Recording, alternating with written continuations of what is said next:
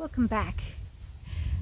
I just want to do a short video today because I'm curious as to how many subscribers I have here who've passed oxalates once they've gone onto zero carb.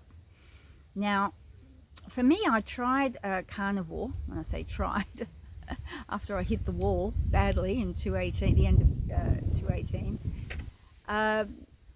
And I went on that for a month, pretty strict, but then I started to have a little bit of cucumber and avocado, and then the odd little piece of fruit, but of course I'd feel the effect of that.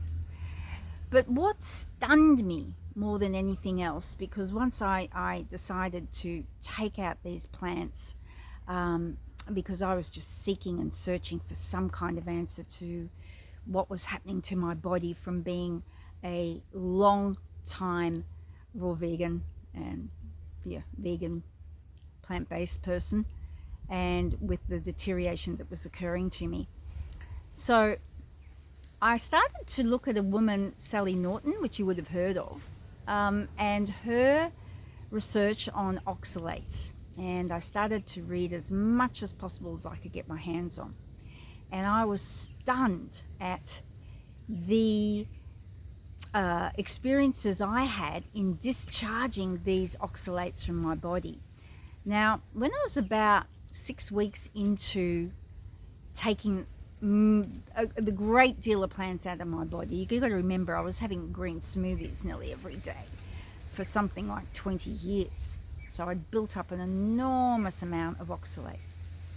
So after about a month into it, I started to not only excrete these glass-like shards from the corners of my eyes, but I went through the most painful, excruciating passing of a kidney stone that I just swore it was down to the meat I was eating, and I didn't know what to do or who to turn to at that point. I was just, what now? I woke up one night with the most searing pain through my kidneys, and I had to just walk and walk and walk to distract myself from this intense pain. And of course it didn't alleviate, and if any of you have passed a kidney stone, you know it's the most excruciating pain going. And it's, for me, in my experience as a mother and grandmother, it's probably more crippling than childbirth. But I had to have morphine. Obviously you need medical attention with something like this. Every single breath that I would take would expand the diaphragm, and the pain would shoot through my body like someone just stabbing me with a knife. So once that passed, I had quite a lot of medical tests done, and my levels of all kinds of things, creatinine in particular, were just all over the shop. They were high. I had high liver enzymes as well. So, but of course, once I started to research more, I discovered that, okay, this was just part of the oxalate dumping that I went through. And so I'm curious as to if anybody else had experiences where they dumped oxalates over a period of time, because as well as the kidney stone experience and the little glass-like shards being excreted by my eyes, I had an enormous amount of muscle pain, joint pain.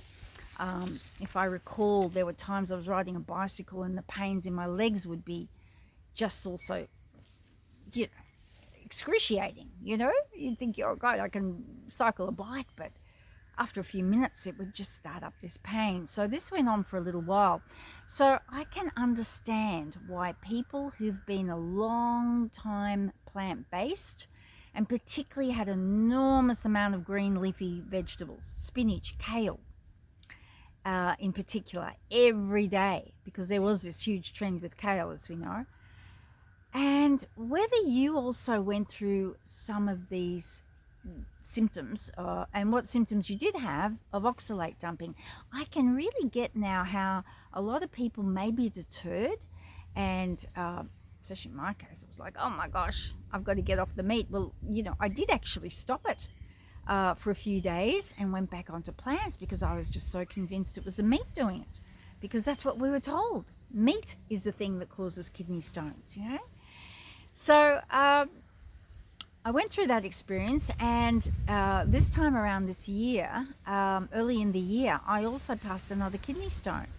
Now, I'd gone back onto some plants, and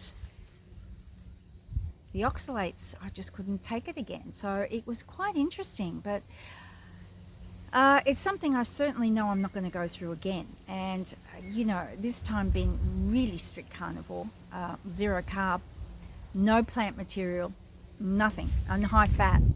I was curious to see what was going to take place in my body, because this is the longest I've been zero carb. We're going up for 5 months soon.